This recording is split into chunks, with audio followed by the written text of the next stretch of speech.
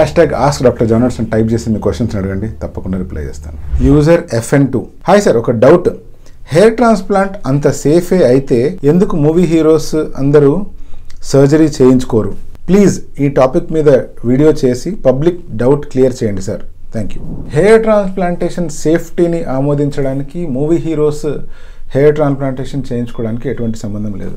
ఎవరైనా ఒక సర్జరీ చేయించుకోవడం కానీ, లేకపోతే ఒక ప్రోడక్ట్ తీసుకోవడం కానీ, లేకపోతే ఒక పని లేదా ఒక సర్వీస్ తీసుకుంటున్నారంటే దాన్ని బట్టి వాళ్ళకు వచ్చే రిజల్ట్ని బేస్ చేసుకొని తీసుకుంటారు. అయినా పెద్ద పెద్ద మూవీ స్టార్స్ అయినా సల్మాన్ ఖాన్ కానీ ఇంకా మిగతా వాళ్ళు చాలామంది కూడా హెయిర్ ట్రాన్స్ప్లాంటేషన్ చేయించుకున్నారు. అందరూ హెయిర్ ట్రాన్స్ప్లాంటేషన్ ఎందుకు చేయించుకోరు అంటే అందరూ హెయిర్ ట్రాన్స్ప్లాంటేషన్కి అర్హులు కారు.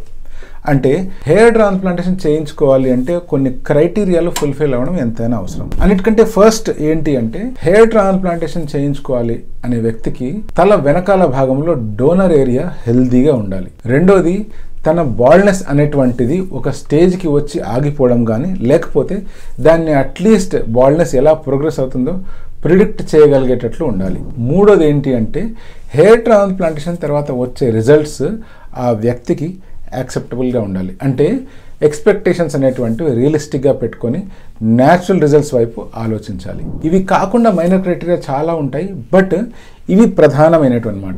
మరి మూవీ స్టార్స్ అందరూ హెయిర్ ట్రాన్స్ప్లాంటేషన్ చేయించుకుంటున్నారంటే కాదు.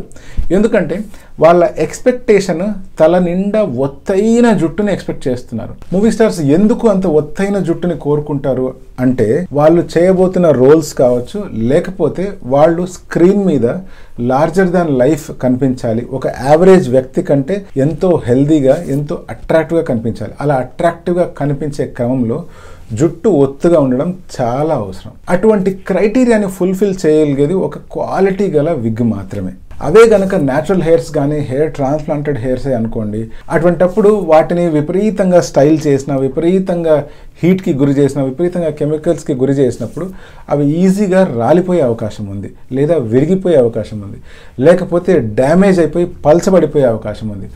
అందుకనే వాళ్ళ ఎగ్జిస్టింగ్ హెయిర్ని దాదాపుగా కాపాడుకొని యూజువల్గా హెయిర్ ప్యాచెస్ కానీ హెయిర్ పీసెస్ కానీ వాడి కావలసిన హెయిర్ స్టైల్ని అరేంజ్ చేసుకుంటూ ఉంటారు. మనం మూవీస్ కానీ మూవీ స్టార్స్ని కానీ చూసినప్పుడు మనం అర్థం చేసుకోవాల్సిన పాయింట్ ఏంటంటే వాళ్ళు ఫలానా క్యారెక్టర్ లాగా కనిపించడానికి పూర్తిగా మనల్ని నమ్మించే ప్రయత్నం చేస్తూ ఉంటారు. సో దానికి కావాల్సిన ప్రతి ఒక్క జాగ్రత్త తీసుకుంటారు. అది లైటింగ్ కావచ్చు, లేకపోతే ఒత్తుగా కనపడడానికి ఎక్స్ట్రా డార్క్ మెటీరియల్ ఏదైనా యాడ్ చేయడం కావచ్చు, లేకపోతే ఆర్టిఫిషియల్ హెయిర్స్ని యాడ్ చేయడం కావచ్చు. సో ఒక్కొక్క మూవీలో ఒక్కొక్క లుక్ కావాల్సినప్పుడు తన సొంత న్యాచురల్ హెయిర్తో ఇవన్నీ సాధ్యం కాదు. కాబట్టి అందరూ మూవీ స్టార్స్ హెయిర్ ట్రాన్స్ప్లాంటేషన్ మాత్రమే కోరుకోరు. ఎవరికైతే సాధ్యం అవుతుందో, అంటే ఎవరికైతే ఇనఫ్ డోనర్ ఏరియా ఉంది అనుకోండి, అటువంటి వాళ్ళు డెఫినెట్గా హెయిర్ ట్రాన్స్ప్లాంటేషన్ చేయించుకుంటున్నారు. ఎక్కడెక్కడైతే అవసరం ఉందో అక్కడ హెయిర్ ప్యాచెస్ కానీ హెయిర్ విగ్స్ కానీ విరివిగా వాడుతూనే ఉన్నారు. ఫైనల్గా హెయిర్ ట్రాన్స్ప్లాంటేషన్ సేఫేనా అంటే hair transplantation safe and simple surgery.